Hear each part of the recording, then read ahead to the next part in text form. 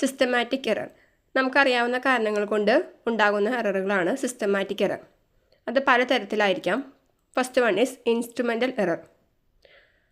അതായത് നമ്മൾ മെഷർ ചെയ്യാൻ ഉപയോഗിക്കുന്ന ഇൻസ്ട്രുമെൻസിൻ്റെ എററുകളാണ് ഇൻസ്ട്രുമെൻ്റൽ എറർ എന്ന് പറയുന്നത്. അപ്പോൾ എല്ലാ ഇൻസ്ട്രുമെൻസും പെർഫെക്റ്റ് ആയിക്കൊള്ളണമെന്നില്ല. അതിൽ ചില കറക്ഷൻസ് വരാം, എററുകൾ സംഭവിക്കാം. ഇപ്പോൾ സ്ക്രൂ ഗേജ് ഉപയോഗിച്ചിട്ടാണെങ്കിൽ അതിൽ നമ്മളെപ്പോഴും കാൽക്കുലേഷന് 0 എറർ എന്നുള്ളത് കാൽക്കുലേറ്റ് ചെയ്യും. അതാണ് ഇൻസ്ട്രുമെൻ്റൽ എറർ.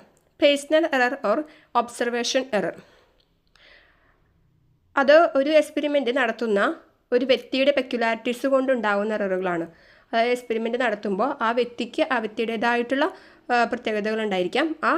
അതുകൊണ്ട് സംഭവിക്കുന്ന എററുകളാണ് personal error or observation error എന്ന് പറയുന്നത്.